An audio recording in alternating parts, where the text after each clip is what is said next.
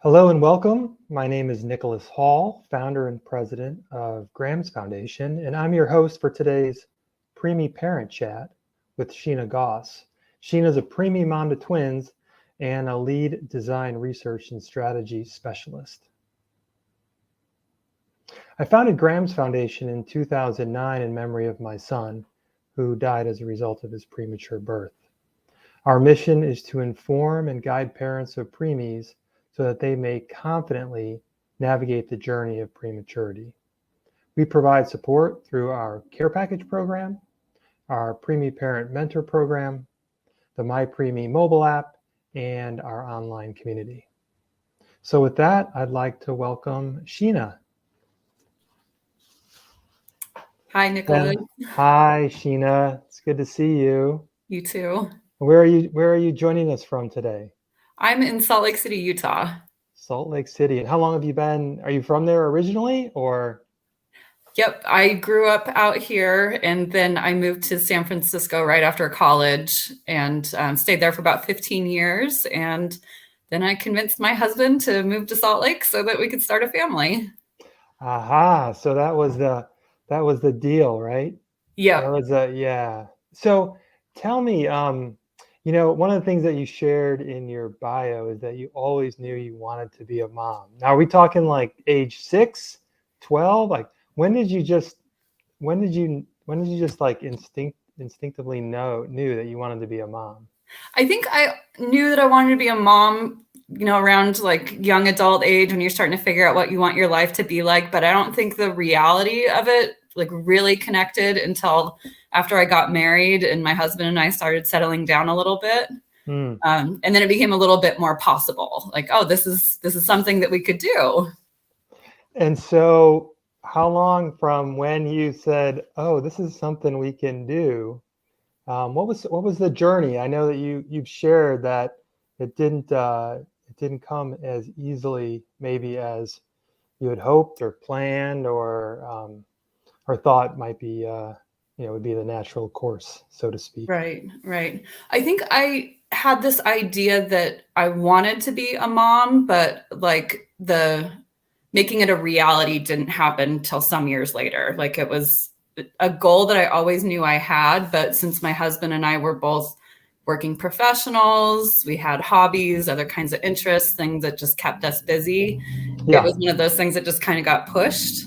And then at some point I realized like, oh, I'm getting older and I'm getting outside of a window where, this might happen naturally. And then when we got really serious about starting a family, it turns out that I did need a little bit of assistance in making that happen.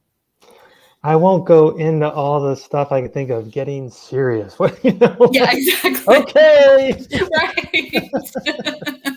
Right. I'm sorry. I'm just being like the husband, just like. So at what age did you all decide to get? Yeah, so it was probably around like 34, 35 where we realized we needed to start making a plan. And, we were living in California at the time and we were, as much as I loved California, it wasn't necessarily the place or the situation where I wanted to raise a family. There were just some challenges there that would have made it a little bit more difficult. So I always had it in my mind that we would come back to Salt Lake City to raise our family here. But I think waiting for that to happen, for the move to be cemented and for some of those things to take place just pushed our window out further and further. Gotcha. And then when we got here and got settled and I realized that, maybe I would need some assistance, I started reaching out to some friends who had gone through their own fertility journeys and got the name of a wonderful doctor out here who really helped us. And what did you discover, I guess, in your journey? I had the same experience, and I think a lot of preemie parents, I don't know if there's an actual, I don't know if they've done any particular research. I was talking to another parent the other day, and it's like, if they haven't, they really ought to. There's a certain, there's the 1 in 10 are premature, but that's statistically speaking, and technically a lot of that 1 in 10 happen in the last couple of weeks of between, term and premature. So the percentage that are more premature, that are more likely to have issues and challenges is smaller. But for parents like your baby or babies, that's your whole world. Right. So the percentages all that percentages, that's all great, but that's what we're like dealing with right in front of us. So I'm just curious, in your journey, like, did you kind of more immediately go to assistance because of your age, or was it, okay, we've been really tracking and being intentional for 6 months or a year or a certain period of time, and you felt like, okay, we should probably perhaps do some medical intervention we may need here? Yeah. My age was definitely a factor. I was 37 when we realized that, we needed some help in that department. And I had done some research on when you really need to start talking to a professional. And I was right up at that 6-month window where things weren't happening naturally. And I knew that I wanted to kind of get some assistance and figure out what was going on. So I made a lot of appointments with a fertility center out here. And they actually discovered that I had a cyst on one of my ovaries that I didn't realize before that may have been contributing to some complications. So it turned into a much more in-depth process of really like understanding what was happening and what our situation was before we even began our treatment. Gotcha. Yeah. And so understanding that, did that require any, you don't have to share anything that you don't want to, by the way. I just know a lot of parents, they've had similar experiences, or maybe they're going through something similarly. And so, just being able to maybe hear something that might help them in their journey. I guess when you discovered that and you had the conversations with the fertility doctors, what was their recommendation, or what was their path? What was the journey that you and your husband took? Yeah, I think my doctor's biggest concern at that point was whether or not the mass was cancerous. They didn't really know what kind it was at that point. Yeah. So they recommended a series of ultrasounds just to get further diagnosis on it, because if it did turn out to be cancerous, that was going to change the order of treatment. And yeah, for sure. Yeah. But thankfully, after a couple of ultrasounds, it was determined that it was just a benign mass, a very, very common type of cyst. Nothing that would necessarily prevent me from moving forward with my pregnancy journey, but definitely something that we needed to understand further before pursuing the course of treatment that was prescribed to us. Yeah. So you understood that. And so was the course of treatment, was it, the shots in the rear, or what, what was all the good stuff that you guys got to go through? So my fertility journey ended up being relatively short. I was prescribed Femara and took 1 round of that at a certain point in my cycle, and then went through 1 round of IUI treatment, and then I got pregnant off of that. Oh, so man, I know. All things considered. We got nothing to talk about. Yeah, exactly. Conversation over. Oh man, no, that's great. I remember those acronyms. I don't remember them as well as I remember that I know all the Preemie, right? Preemie acronyms, but I do remember that was that was one of the first that kind of elevates your the cycle, right? Maybe that increases the eggs or the receptivity, or I know it has, right? Supposed to. Yeah, I had gone through, I can't remember the medical name for it, but it was basically like a scan and a check to estimate how many viable eggs I had left at that point, just because of my, how old I was in that situation. Yeah. And so I think my doctor chose Femara just to make sure that every cycle resulted in at least 1 egg being released. Yeah. Turns out there were at least 2 this time around, because I ended up having twins. But yeah, I mean, all things considered, it was a really short journey. Oh, that's great. Now I'm curious, with the twins, was that in any way, was that just that likelihood enhanced by the drug that you were prescribed? I mean, could it have been triplets or quadruplets, or depending, anything was possible because of that, the prescription and the IUI. That's one, I guess, the potential side effects, if you will. Yes. And my doctor was clear with me before I started treatment that multiples were always going to be a possibility. It sounded like it's not as common, especially for somebody my age, but she did prep us that was something that could happen.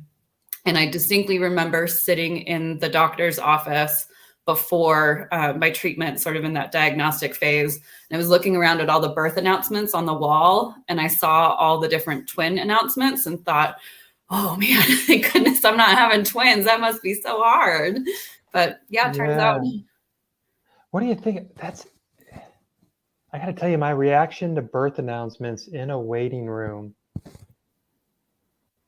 I have an adverse reaction to that. Sorry. Yeah, no, I hear you on that one. It's a sensitive time. Yeah. And just the journeys that people go through, the challenges that they're facing, feeling very vulnerable with all of that. If you're having a longer journey, I could see how that might, that could feel bad. Yeah. On the one hand, I get it, trying to show, hey, we're successful. Right.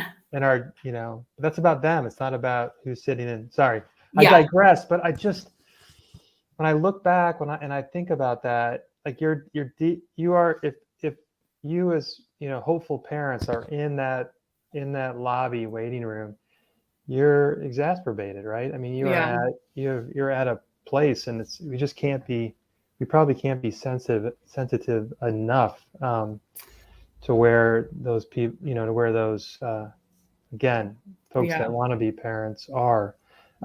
Did they count? I'm curious, given your age at the time, and given the potential for multiples, did they have any conversation with you about whether or not any, I don't know, I forget what, reduction. I don't know what the term is, but right. I mean, that's again, it's one of those things that intellectually you can have a philosophy about it, have an opinion, have a point of view, and then you are faced with it, right? Right. So I'm just curious if you recall whether or not that was a topic of conversation prior to knowing that you had twins. Not in depth. Like during the initial explanation of how this might all work, it was presented as an option if the circumstances turned out that way. And my doctor was framing it in the case of, many, many successful babies.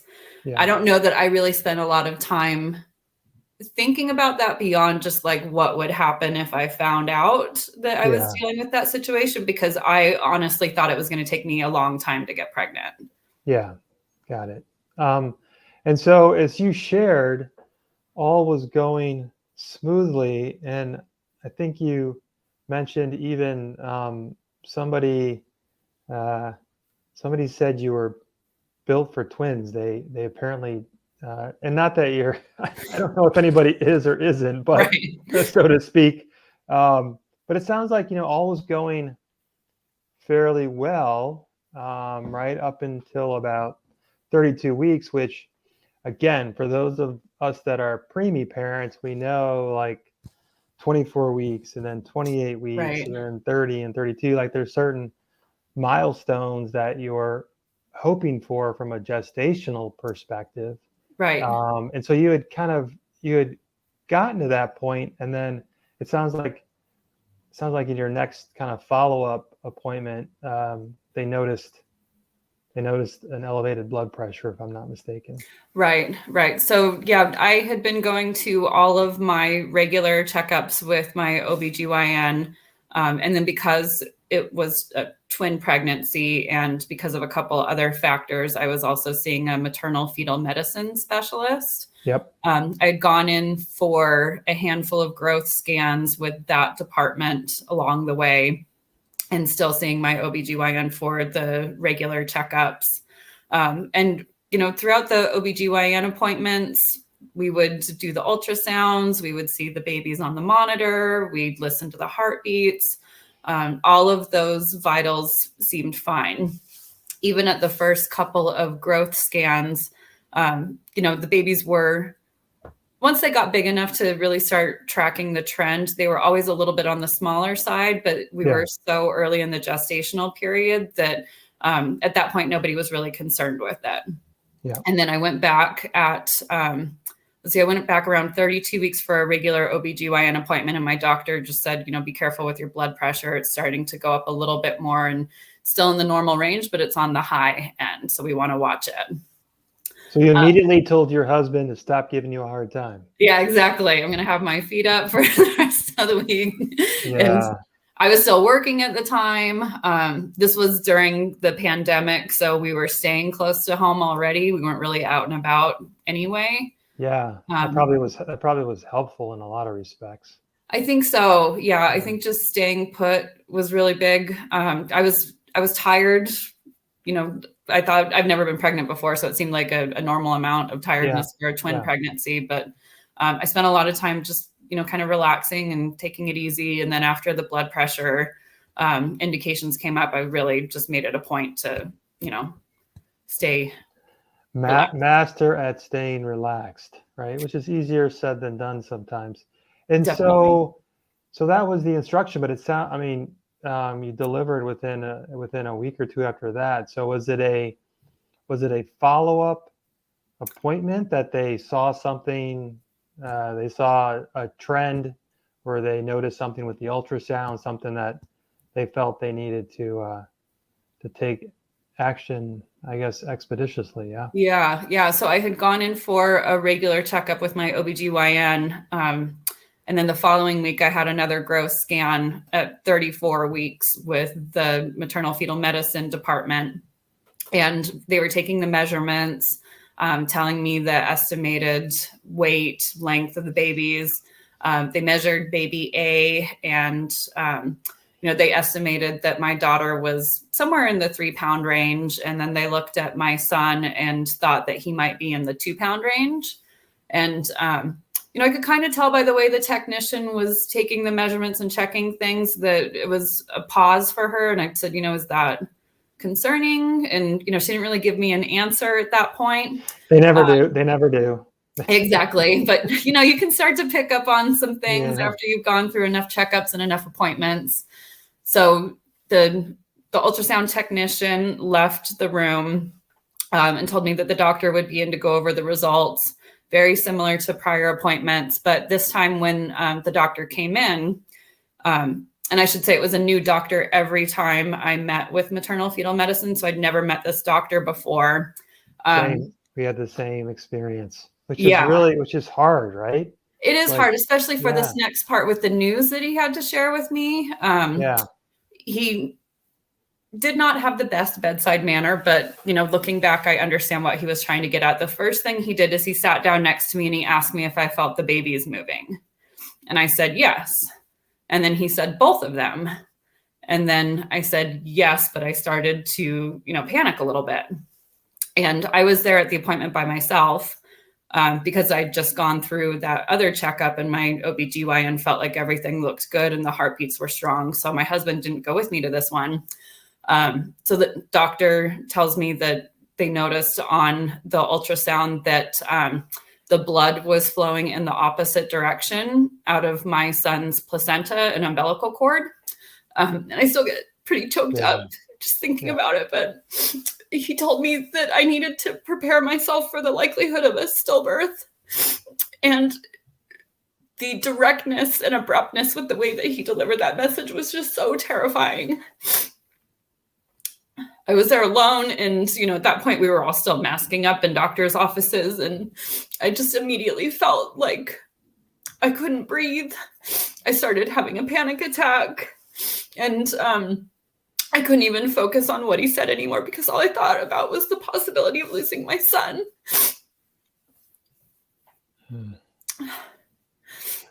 So if we have any physicians out there listening,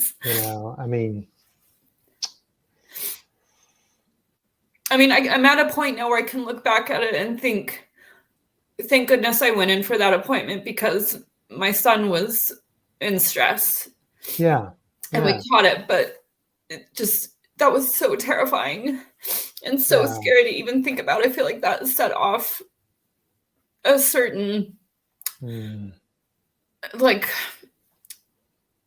it framed the birth in a way that's still really hard for me to think about. Yeah. And I started to feel like, how could I not know that my son was in trouble? You know, I'm his mom. I'm supposed to be taking care of him and keeping him safe. And I didn't know. Yeah.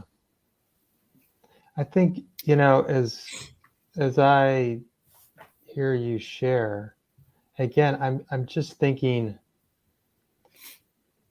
there's all these possibilities with the birth of your babies. And I can't imagine, please, for you physicians, you are not God. You do not have a crystal ball. You cannot, it's just like, what is so is what is so. Right. What happens is what happens. Right. They're going to make the decision that they're going to make based on their, you know, what they believe is in the best for you as the mother and the babies. But to sort of prognosticate that, like if that was the reality, let deal with the reality. Right. It would have been traumatic. It would have been devastating. Right. Right. There's no question. It would have been, but you actually had to experience the trauma without actually it being so. Right. Yeah. And we had a maternal fetal medicine doctor, and he was traumatized because the week earlier, they feel like they waited too long with a pregnant woman that had was preeclamptic, and she died. So so they were being, I'm not saying that they didn't make the right decision in delivering our twins, but they were impacted by, he was extra sensitive because of what he had recently gone through. Right. But it's obviously they saw that there was some growth, there was some growth restriction for your son. Baby B oftentimes I think is a little bit smaller. Unfortunate that was the boy that was getting the fumes. Graham got the fumes as well. He was baby B. Okay. So he was smaller as well, which I think is somewhat natural for baby B, as I understand it. Me too. Yeah. But obviously, based on bedside manner aside, they obviously they felt that they needed to deliver immediately. Yeah. So the doctor told me that they were going to take me down to labor and delivery, and they were going to get me on the schedule for a C-section that day. And I was still alone at this point. I was frantically calling and texting my husband, and he was in a meeting and didn't see the text right away. So I called my mom, I called my friend, I called anyone that I could talk to, a real person to talk to. And I didn't want to leave the examination room until I could talk to my OBGYN because I had no relationship with this doctor. I obviously sensed that it was an urgent situation, but I wanted to talk to the person that I had an established relationship with. Yeah. And unfortunately, my doctor wasn't there at the time. She wasn't going to be in for a couple of hours. So I did eventually agree to be taken down to labor and delivery. My husband came, got us settled in a room. The nurses explained what they were going to do. They got me hooked up to equipment. And then I could hear a couple of the nurses talking in the corner. And one of them whispered something like, she said she's not going to leave until she talks to her daughter. And it turns out that my mom was out in the lobby and saying that she wasn't going to leave until she saw me. But because of COVID, she couldn't come into the room. So I was like, that shouldn't be a big deal, Mom, but I understand. But during that particular time, there were a lot of protocols that were making it much more of a challenge. Right. And this was after. But it's. Did she get it? Did your mother make it into the room? She didn't. They were pretty clear that the rules were just one support person. So my husband went out and talked to my mom, explained that things were okay, that I was getting, set up to the monitoring equipment, and what the plan was as far as we knew at that point in time. Well, it sounds like, we're getting to the point of your baby's being delivered. And, one of the things that we want to talk about in particular today is, support, right? Support. And so, when you got the message from the doctor that you didn't know, what did you do? You naturally, it sounds like, you were reaching out for support. Support was your OBGYN that you knew, obviously your husband, your mom, your friends. So maybe if you could just begin to share a bit more about, what that was like for you, and some of when you're looking back, where did help, what made a difference? What were some of the things that maybe weren't as helpful? I think that's a lot of times, on the Graham's Foundation website, it's popular information is what to say and what not to say, right? And how to provide support and what's maybe not necessarily as helpful. Right. If we could move on to the next slide as well, that'd be awesome. But it's and it is okay to grieve. And I think what you share is you're still like that moment was that moment, but it's so obviously it's so visceral. It's so it's a part of your being, right? And so when you were sharing about it, you obviously got reconnected, right? Again by that experience. So in those early, days and weeks, what did you lean on for support and for help? Yeah, I mean, I think I had a birth plan and I had this picture of how things were going to be. Like on the logistical side, I had already kind of called in my network to ask for certain things like help taking care of my dog while I was in the hospital. I already knew that my mom was going to take him. So it just happened a little bit earlier than we expected. I had gotten some information about what the next steps would look like. I knew that I would not be able to hold the babies until quite some time, just given their challenges that they'd have based on their birth. So they said prepare for a NICU stay. They didn't really know how long or anything until the babies were born and they could be assessed. I knew that I would be staying in the hospital for 4 days. So at that point, the reality of what was going to happen, I hadn't really even started to process that. I just knew that I would need some help holding down the household responsibilities until I got home on a much shorter timeline. Yeah. And then once I got released from the hospital, we had friends that offered to do things like bring us meals or walk our dog, help with housework or landscaping or those kinds of things. And I'm not always a person that accepts help readily, but I just knew that I needed to. Yeah. Like whatever somebody offered to do, I was like, yes, I would love that. I think it's if you ask somebody, hey, is there anything that I can do? Maybe you're one that's someone to say, yes, come walk my dog, or yes, make me 3 meals. But a lot of people are not necessarily inclined to say something versus just, I can remember, just coming home and there was just food in the refrigerator. There were just meals had been prepared and they were just, it was just there. And if you don't want it, throw it out, whatever, but we're bringing it, right? And help with walking the dog and things of that nature. So you were in the hospital for 4 or 5 days, right? While you were recovering? Yes. Yeah. I took the maximum amount I could with my C-section just so that I could be closest to my babies. Yeah. And then they did say, 4 days is what you're going to be able what your stay is going to look like. And then after that, you'll be discharged, but the babies will stay here until we can figure out what's going on. And did you get a chance to see your son? What are their names? Flora and Rory. Flora and Rory. Excellent. Yeah.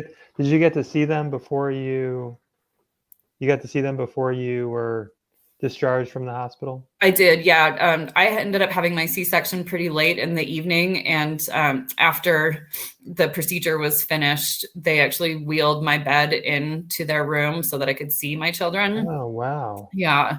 And then the next morning, I came down and I was able to hold my son. I didn't get to hold my daughter until probably her 3rd day of life. She had a few more substantial breathing issues. So they were pretty careful about her. But my son, I got to hold the next day. Oh, wow. Yeah. That's fantastic.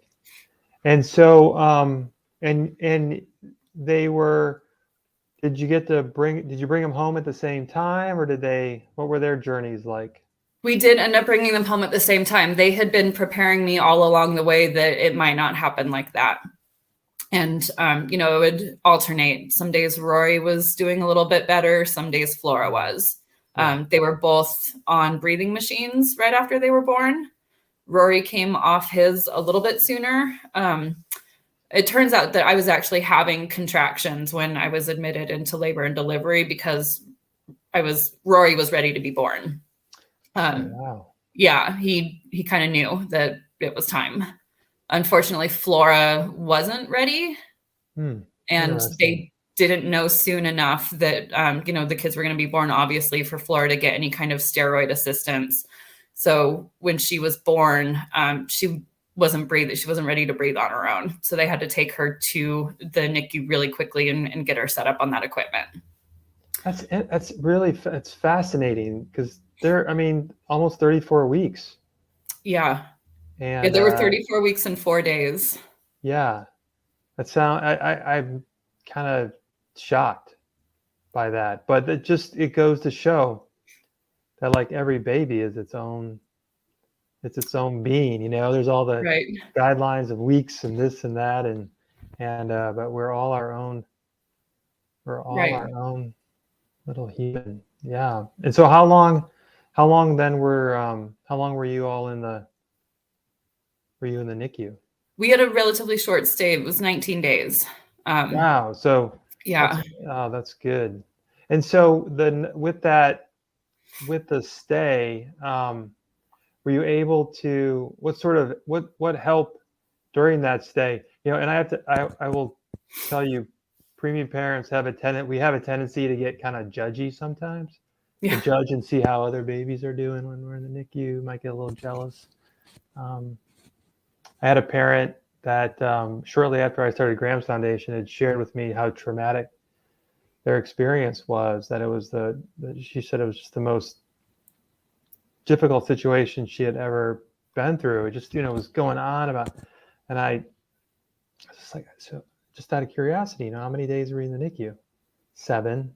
I was like, 7 days. Like I'm so, I was in 119. I was like, oh my God, I'd love to, but it just like, it really sort of, it reminded me that it's not the number of days. It's not it's like, if anything, because we were there, because I was there so long, it almost became the routine. Right. It became sort of, it made it actually more shocking to ultimately bring our daughter home because we were just so used to having all the help, right? Right. And then the help is gone. So 19 days, did they come home? Did they need any particular additional support when you brought them home? Yeah, they did. Rory ended up going back on his breathing machine a couple days before he came home because the doctors were worried about his oxygen saturation levels. He actually ended up coming home with oxygen.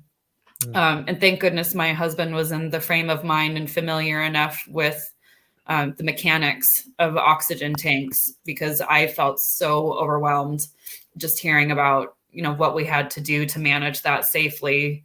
we actually had to have my stepdad come over to the house and turn off the pilot light on our fireplace because that was, a warning. Yeah. And we found out within a day that the kids were ready to come home. Like that's how quickly it happened. So there was very little time to plan or prepare. Wow. Yeah.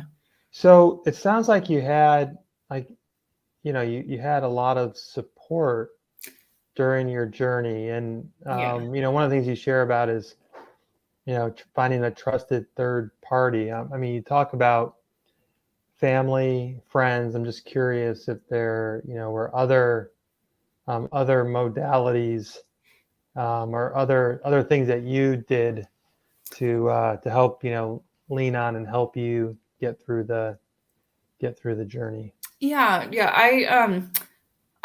I'm glad that you brought up the point about the individual experiences of preemie parents, because for a long time, I didn't always feel entitled to my feelings about their hospital stay because it was relatively short. And I thought it was just 19 days, but it had such a big impact on me, especially following the way that they were born. So I had a therapist that I had worked with in the past and had been very, very close with her. And when I brought the babies home, I realized that I was still kind of grappling with some of these feelings. It was things like feeling responsible for Rory, for not knowing his situation, for grieving the birth process that I never got that I thought I was going to have, not having that golden hour, things like that. And the feelings were so hard to let go of. Never mind all of the, postpartum hormones and emotions from any kind of birth. Yeah. So I did reach out to my therapist just to talk through some of those feelings and get some help processing what was going on there. And that was really helpful. And you had a prior relationship. So that was. I did. And I felt like that made it easy to get that support so quickly because I knew who I could go to. I knew that my medical insurance covered it. I knew that she would help me find availability in her schedule. For somebody who is just starting to work with a therapist, I could understand how that would take a little bit longer to work through just even finding the right person, never mind trying to, take care of your new baby, your babies. Yeah. And I think, we know statistically that parents having a journey in the NICU is an increased likelihood of anxiety or depression, PTSD, etc. Right.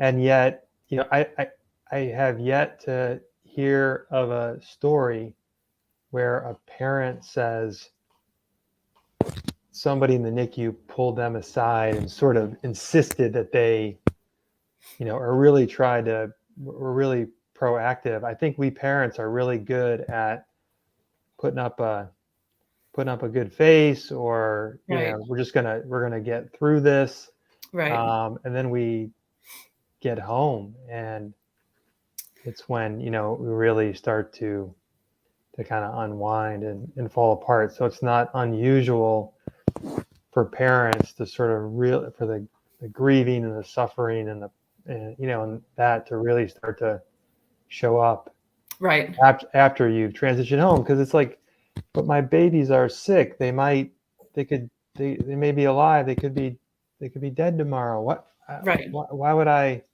don't want to focus on me. We need to focus on the babies, right? So it's understandable. And I think parents they find different ways to different methods to cope. In addition to talking to a therapist, was there anything else, just kind of knowing the way you're designed and the way that you, things that you do to help find comfort? Were there any other things that you did to kind of help yourself? In the early days when we had just brought the babies home, the focus really just was on survival and keeping them healthy. It wasn't until I had gotten a few months into them being home that I started to do things like think about, okay, how do I start to care for myself, or how do my husband and I start to look out for each other too. Yeah. There was one other person that I called on pretty regularly, and that was a lactation consultant, because I had always had the goal of breastfeeding.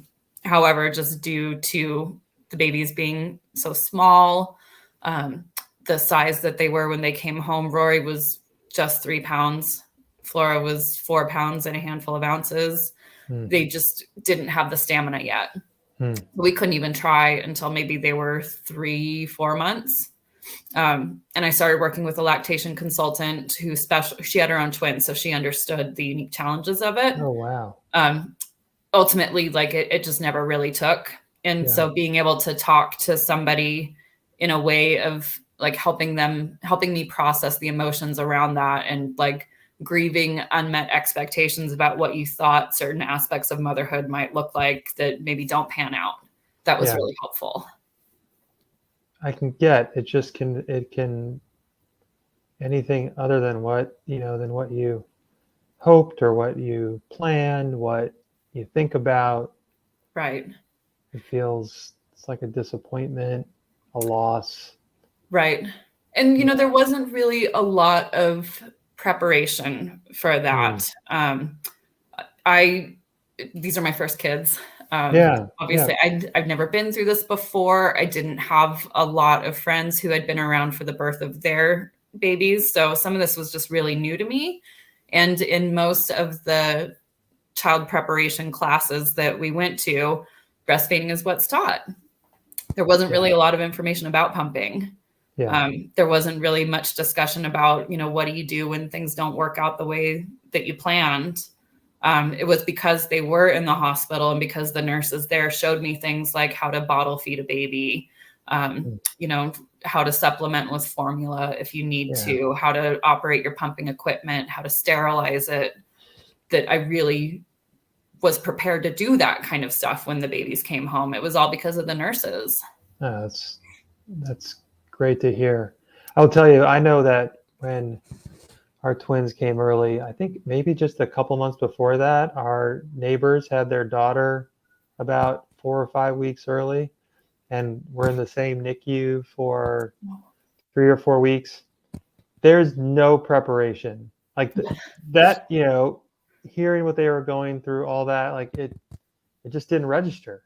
It didn't register. I don't know if there's anything that can really prepare you. Right. But it's great to hear that you,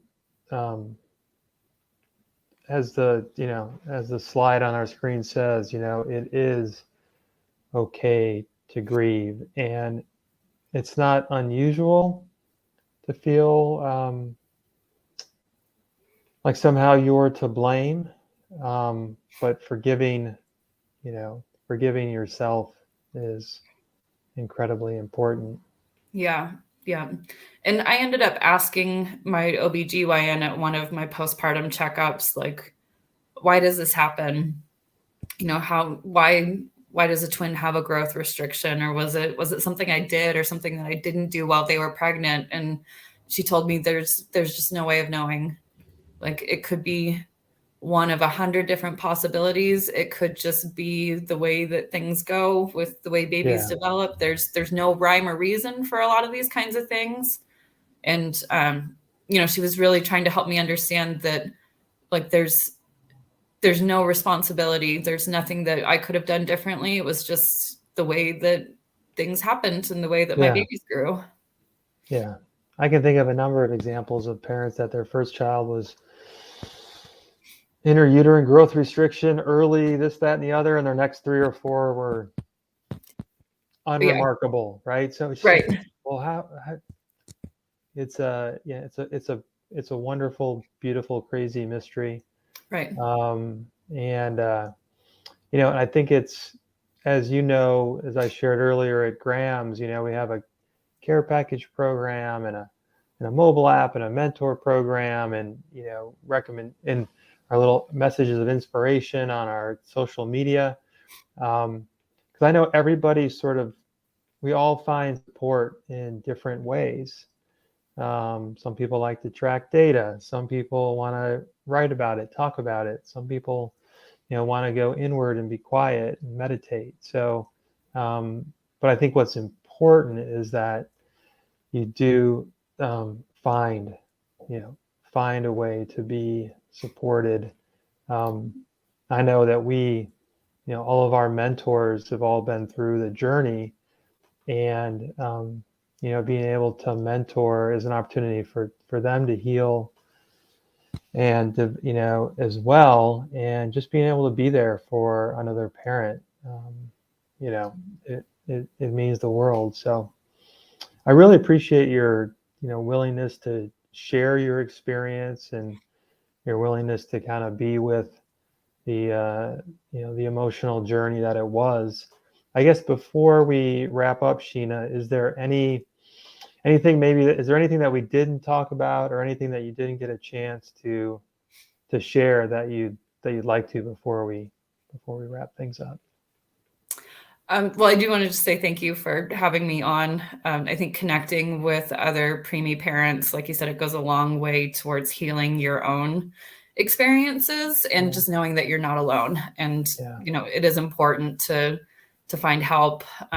If you're comfortable or you have people that you're close with, just talking about what you're feeling can do a lot to really, help you work through some of the emotions that go with it. And if you're dealing with a hospital stay in a NICU experience, just take care of yourself.